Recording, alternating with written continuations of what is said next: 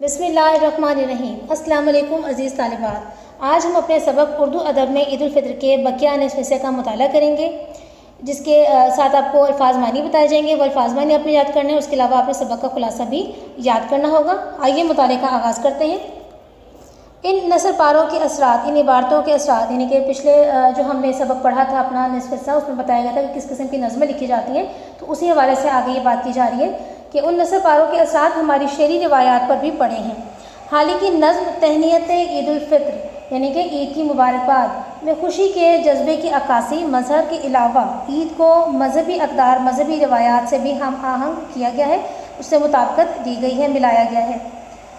शेर देखिए, माह सयाम गया और रोज़े ईद आया। माह सयाम यानी रमज़ान का महीना, खुशी की ईद का हक हर कोई बजा लाया पूरा किया, यानी कि जिस तरह ईद मनाने की खुशी का हक है वो उसने पूरा किया है। शुक्र खुदावंद रोज़ादारों ने कि अपने सब्र का इनाम हमने भर पाया।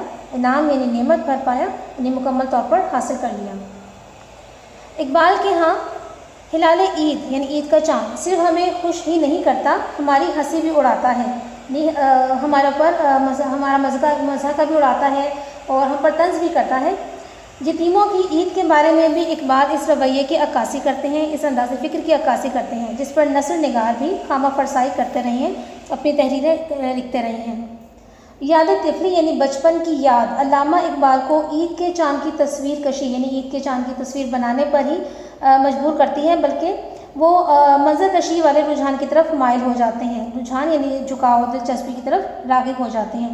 यानी कि ना सिर्फ वो ये दिखाते हैं कि ईद का चाँद निकल आए हैं, बल्कि इसके अलावा वो इस बात पर भी मजबूर करते हैं नाज़िर कि बचपन की याद ताज़ा करें और बचपन के जो मनाजिर हैं वो उनको अपने सामने जो है नज़र आए उसको कि किस तरह से वो बचपन में ईद मनाया करता था। इसके अलावा जो है ये नज़र हमें इस बात पर मजबूर करती है कि यतीमों को भी जो है वो अपनी ईद में शामिल करना चाहिए, गरीबों को भी अपनी ईद में शामिल करना चाहिए।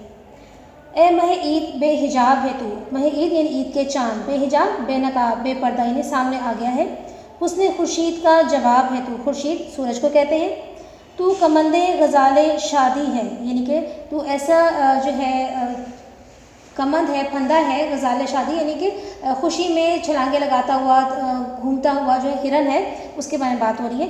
लज़्ज़त अफ़ज़ाए शोर तिफली है, यानी कि जो बचपन में हम शोर मचाते हैं उसको, और बच्चे शोर मचाकर खुशी महसूस करते हैं, तो इसी तरह से जब तू नज़र आता है तो लोग जो है इसी तरह खुश होते हैं जैसे वो अपने बचपन में खुश हुआ करते थे और शोर मचाते हैं कि माह ईद जो है वो नज़र आ गया है।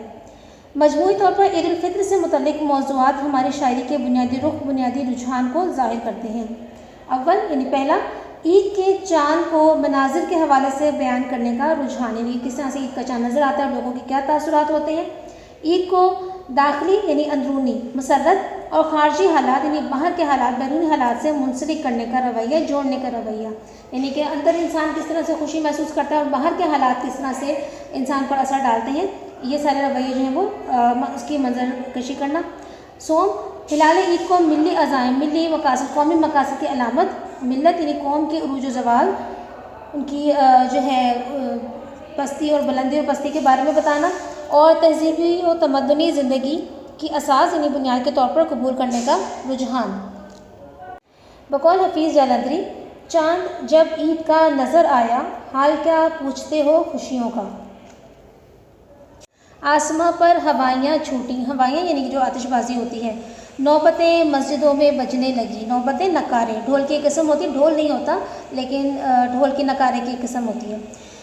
शुक्र सब खासो आम करने लगे और बाहम यानी आपस में सलाम करने लगे।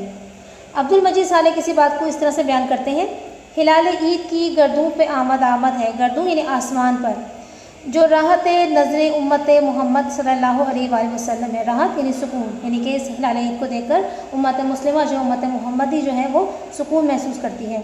हज़ार शुक्र के मुस्लिम है शाद आज के दिन, शाद यानी खुश, सभी जहान में है बामुराद आज के दिन, सभी यानी तमाम। तालिब इलाहाबादी इस बात को इस तरह बयान करते हैं, जो कुछ भी हो तू आज असर अपना दिखा दे, रूठे हुए यानी नाराज़ हुए मुस्लिम जो हैं उन सबको मना दे, राज़ी कर दे। यानी ईद का चाँद ऐसा होता है कि उस दिन जो है रूठे हुए भी जो मना लिए जाते हैं उनको भी राज़ी कर लिया जाता है। आपस में जो दिन रात का झगड़ा है वो मिट जाए, ख़त्म हो जाए। इस्लाम में जो तफर्रुका है फ़र्क है, किसी भी किस्म का, नस्ल का, ज़ात पात का, मज़हब का, जो भी फ़र्क है उसको ख़त्म करके वो मिट जाए, यानी कि वो दूर हो जाए। इस रुझान ने तख्लीकी सतह पर एक नई समत की तरफ इशारा किया है, जिससे ये नतीजा निकालना बेमौका ना होगा कि ईद का तस्वुर, ईद का ख्याल मुसलमानों के यहाँ महज यानी सिर्फ त्यौहार मनाने, खुशी मनाने और उछल कूद को कल्चर तहजीब बनाने पर मुनहसर नहीं, बुनियाद नहीं रखता, बल्कि इस खुशी का रिश्ता हमारे इक़दार, हमारी रिवायात में बहुत दूर तक जाता है, जिससे ईद के बारे में उर्दू शुअरा की तख्लीक़ात को एक समत ही नहीं मिलती, बल्कि उनका ताल्लुक़ हमारे दाखिली यानी हमारे अंदरूनी रवैयों के साथ इतना गहरा है कि हमारी शरई रिवायत में ये अमल सिर्फ एक तरफ़ा नहीं, एक मंजर कशी तक जाकर ख़त्म नहीं हो जाता। ईद की शायरी हमारी शहरी रिवायात का एक अहम और नाकाबिले फरामोश हिस्सा है, यानी ऐसा हिस्सा है जो भुलाया नहीं जा सकता। यानी कि जिस तरह आम कौमी मिली जज्बात पर मुश्तमिल नज़में लिखी जाती हैं, इसी तरह ईद पर लिखी गई नज़में जो हैं वो हमारे मजहबी जज्बात को, मजहबी अक़दार को उजागर करती हैं, और हमें पता चलता है कि बहैसियत मुसलमान और इस्लामी तालीमात के मुताबिक हमें किस तरह से ईद मनानी चाहिए। तो स्टूडेंट्स, ये था हमारा आज का बकिया निस्फ़ हिस्सा सबक का। अगले सबक तक के लिए इजाज़त दीजिए। अल्लाह हाफ़िज़।